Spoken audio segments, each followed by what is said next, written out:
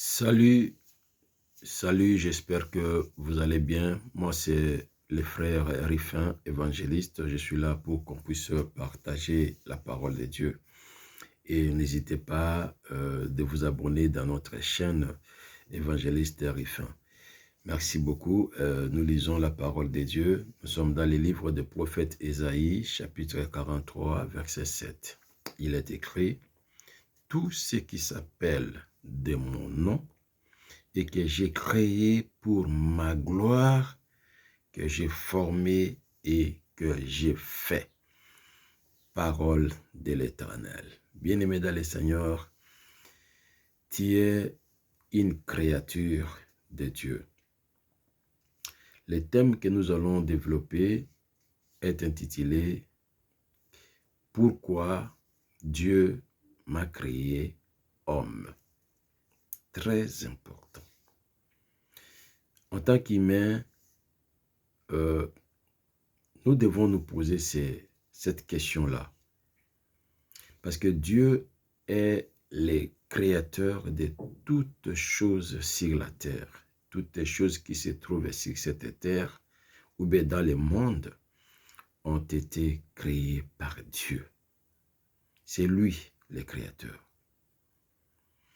Mais maintenant, nous pouvons aussi nous poser la question, pourquoi Dieu ne m'a pas créé un poisson, ni un oiseau, ni un arbre, ni un animal, mais il m'a créé un homme. Quand nous regardons même dans la genèse de la création, nous allons voir comment Dieu avait procédé pour créer toutes les créatures.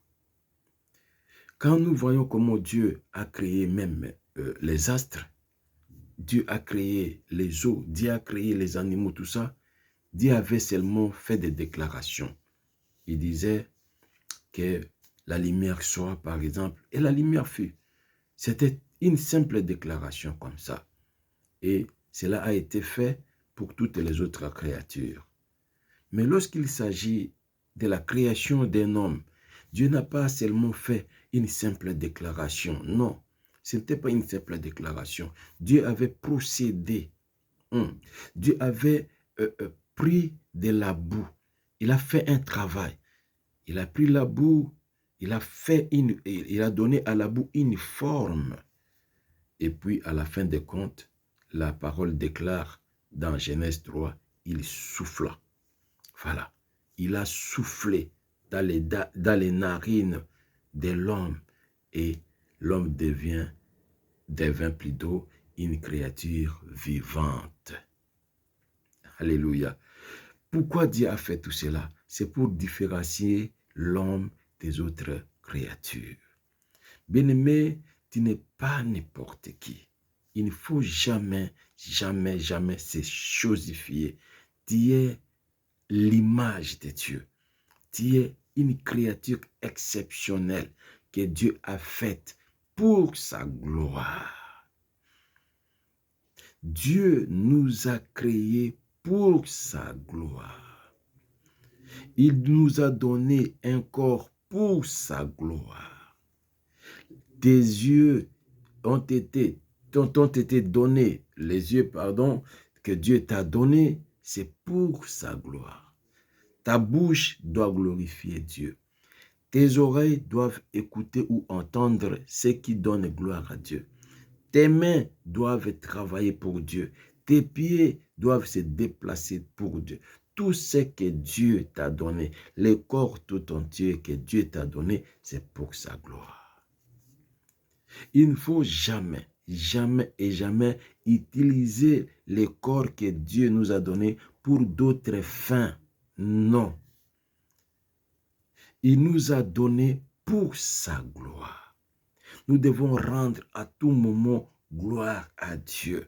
Dans toutes les circonstances, comme la parole nous dit, donnons gloire à Dieu parce que c'est lui qui nous a créés. Il a créé l'homme pour sa gloire, bien-aimé dans le Seigneur.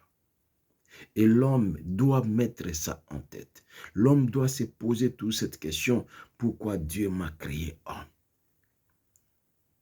l'homme averti doit se poser cette question. Et si il a la réponse, je pense qu'il sera obligé de réglementer sa vie. Il sera obligé de marcher contrairement à ce qu'il fait, disons, voir des choses autrement par rapport à son passé. Raison pour laquelle, mes bien-aimés, nous n'avons pas tellement le temps de rester longtemps pour parler de ces choses. Non.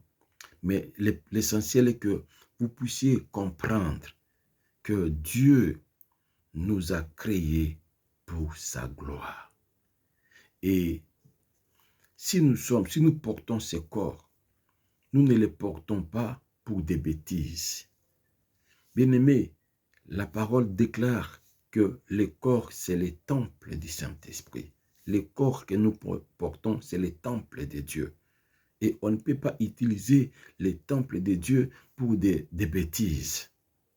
Non. Nous devons maintenir notre corps. Nous devons protéger notre corps. Nous devons utiliser notre corps uniquement pour la gloire de notre Seigneur et Sauveur Jésus-Christ.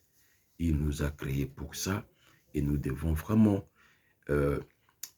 prendre des mesures pour que notre corps soit totalement confié à Dieu. Que Dieu nous bénisse. Nous venons de commencer la semaine.